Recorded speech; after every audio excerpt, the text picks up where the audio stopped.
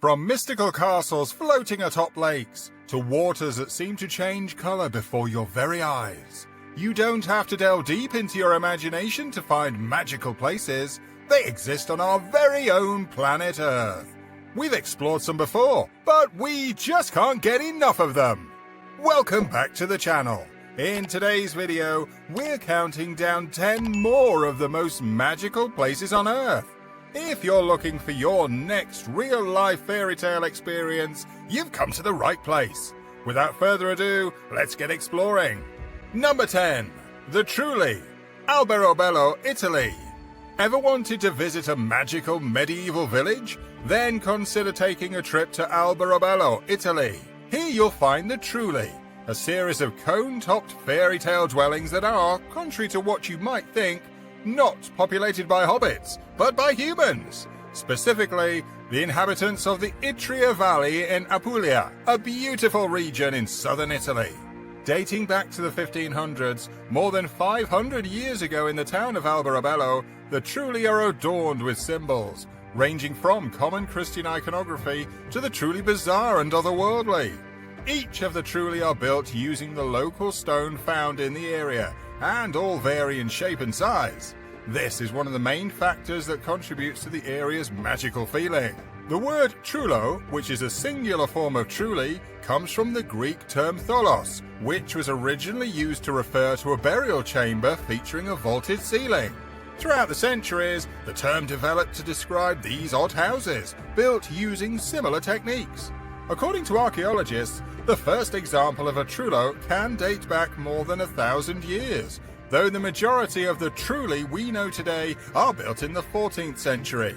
During this time, King Roberto d'Anjou gifted the land of ALBEROBELLO to Count Aquavino of Conversano, who promptly moved his people here.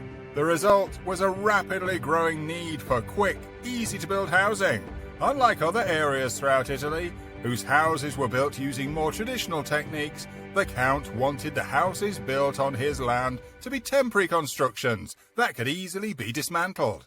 Thus, the TRULLI came to be, though they were, of course, never dismantled. Number 9. Lake RETBA, Senegal. If you're familiar with Lake Hilly in Australia, then you're likely also already familiar with the phenomenon of pink water. Lake RETBA has been described as a raspberry milkshake, and for good reason. From afar, the lake appears to be a deep pinkish purple. However, it's not quite as pink, but even at a closer proximity, the water maintains its unnatural hue. Lake RETBA is separated from the nearby Atlantic Ocean by a narrow corridor. Dubbed Lac Rose, meaning pink lake, the lake gets its vibrant hue from the abundance of the Dunalia salina algae present in its waters. This algae produces a red pigment to assist in the absorption of sunlight, and as a result, also causes the water to appear pink. The colour of Lake RETBA is at its most robust during the dry seasons of Senegal, from November to June. During the wet seasons, it's far less visible, though it can still be seen. Some 3,000 people arrive to Lake RETBA from all across West Africa to collect salt from the lake, most of which is used to preserve fish. Each harvester paddles across the lake using a simple vessel and a long stick, the latter of which is used to push against the bottom of the lake and feel where the salt is. Salt harvesters generally fill 12 buckets with salt before dumping the salt into their boats and moving on. Number 8. The Enchanted City, Cuenca, Spain. Located in Castile, La Mancha in central Spain is famous for its hanging houses that seem to defy the very laws of gravity. But if you're able to tear your eyes away from admiring the precipitous architecture to be awestruck by the surrounding rock formations, you'll truly understand why the Enchanted City is a magical place beyond words.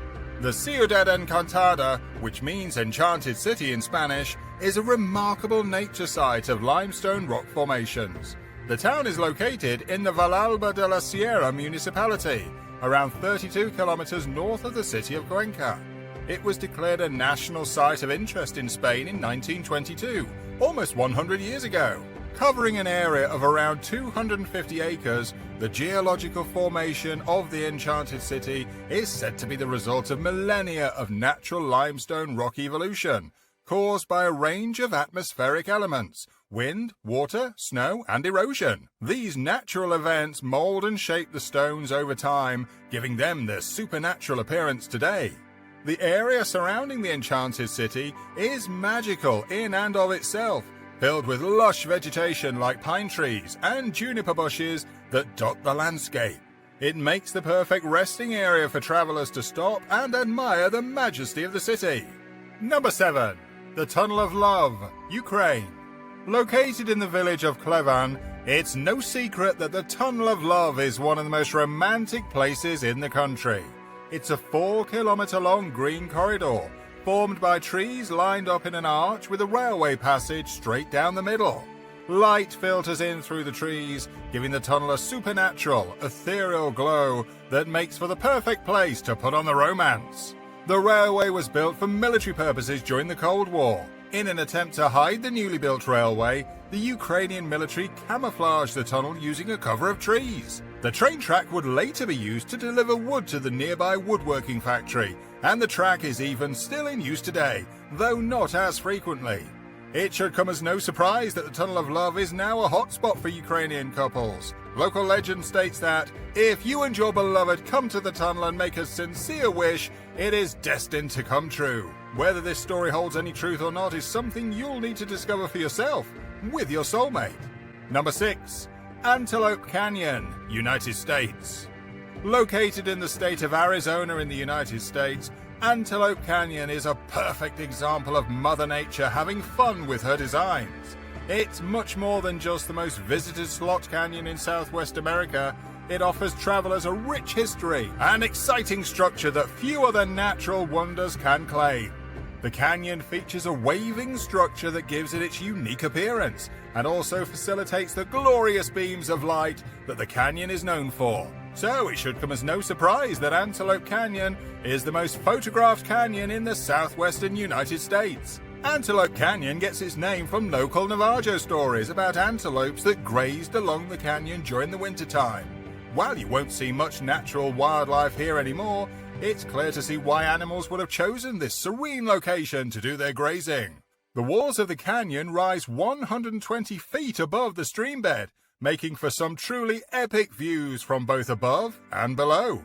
While it's referred to as one singular canyon, Antelope Canyon is actually made up of 2 separate slot canyons, aptly named Upper Antelope, or the Crack, and Lower Antelope, or the Corkscrew. Both are transcendently beautiful in their own ways and have their own unique geographical features. Number 5. Salar de Uyuni, Bolivia. Salar de Uyuni is the world's largest salt desert and is located, of all places, in humble Bolivia. More than just being one massive mirror reflecting the sky at all times, the sublime scenery here also welcomes massive flocks of flamingos every November, as they use the area as a breeding ground. It's estimated that the Salar de Uyuni contains more than 10 billion tons of salt, 25,000 of which are harvested by the Colchani Cooperative. The cooperative also harvests 21 million tons of lithium reserves as well. Together with the Atacama and Hombre Muerto salt flats in neighboring Chile and Argentina respectively, Salar de Uyuni holds an estimated 85% of the planet's lithium reserves. But the region wasn't always a massive pile of salt. More than 40 millennia ago, a massive prehistoric lake by the name of Lake Minchin occupied the area. Formed during periods of extreme humidity and rain, the water of Lake Minchin slowly began to evaporate and disappear as the weather grew drier. The salt flats formed as a result of this steady drying, which also caused the modern salt lakes in the Altiplano of today. Number 4. The Red Beach, Panjin, China. While it's technically classified as a beach, you won't find a speck of oceanic sand at China's Red Beach. In fact, this region is the largest wetland and reed marsh in the world. The Red Beach gets both its name and its crimson hue from its abundance of a plant called soy de salsa, which begins growing in April and May. Throughout its journey, the plant transforms from a light green to a deeper jade and ends up a deep red. Most of the 18 kilometers long beach is unfortunately closed to the public and was granted state-level protection in 1988. The area is a wetland and is completely covered in reeds and paddy rice fields. More than just a sea of incredible flora, The Red Beach is also home to 399 species of wild animals and more than 260 kinds of wild birds, including the endangered black beach gulls and crown cranes. With the red wildflowers adding another level of interest, the Red Beach is a wonderful place of interest for visitors to enjoy some of the most breathtaking natural beauty that China has to offer. It is also, of course, highly Instagrammable. Number 3. Waitomo Caves, New Zealand. The Waitomo glowworm caves are a popular tourist destination in New Zealand's North Island. Upon entering this underground grotto, visitors are greeted by dramatic stalactites that drip like wax from the ceiling, tapering to a needle-like point mid-air. The many thousands of glowworms that populate the cave provide a twinkling light show, boasting their constellations of luminescence that shimmer from the cave walls like millions of tiny stars. Waitomo caves were formed more than 30 million years ago by a combination of natural phenomena during the Oligocene period. In 1887, British surveyor Fred Mace, with the help of Maori chief Tain Tinarau, explored the subterranean network for the first time, having built a raft using nothing more than robust flax stems. As the two explored the eerily spacious caves, the resident glowworms' incandescent lights, as well as a series of ancient cave decorations, astounded the pair. The Maori chief would later open the cave to sightseers in the late 19th century, escorting visitors through the magical underworld for a small fee, of course. These days, the caves are closely protected and monitored by a specialist scientific advisory group, though they're still open for tours to the public. Number 2. The Old Man of STORR, Scotland. Scotland is truly the land of magic, and its famous Old Man of STORR is proof. As a focal point for one of the world's most photographed landscapes, the Old Man of STORR is one of the Isle of Skye's most famous sites. These days, the area is regularly explored by tourists and locals alike. The destination forms part of the Trutternish Ridge and was formed following the erosion of the STORR due to an ancient landslide. The rocky peak that was left behind now dominated the area, with its summit acting as a touch point along the Skye Trail. The name, the Old Man of STORR, is a toponym, literally translating to Old Man of the Storr in French. Standing at more than 55 meters high, the Old Man part of the name comes from the fact that, when viewed from the front, the rocky pinnacle and the STORR behind it create the face of a craggy, haggard old man who seems to be begrudgingly looking over the landscape. These days, it's an incredibly popular site for anyone exploring the region of Skye. It offers views out over the Sound of Raasay and to the mainland, and the region itself seems to buzz with a kind of magic. It's a sight that has to be seen to be believed. Number 1. Stonehenge. We always associate magic with something ancient and archaic, and there's no better natural representation of this association than Stonehenge itself. Despite extensive theorizing and research, we're really no closer today to understanding how these stones were put there and why than we were 100 years ago. The site of Stonehenge underwent many transformations and did not begin its life as a ring of stones. The circular earth and its surrounding ditch can be dated back to around 3100 BC, while the first stones are said to have been raised at the site around 2300 BC. Over the next few centuries, the stones would be rearranged and new stones added, with the formation we now know today being created between 1930 BC and 1600 BC. Perhaps the most frustrating fact of Stonehenge is that whoever created it left no written records. This, of course, is the main reason why so many questions about the site still persist, and why we'll likely never know the true purpose or origin of this ancient site. Which of these magical locations would you want to visit? Let us know in the comments below, and thanks for watching. If you enjoyed today's video, consider hitting the thumbs up button down below and subscribing to the channel. Your support is what allows us to make videos like these regularly. And if you never want to miss another one of our uploads, hit the bell icon. Until next time, bye bye.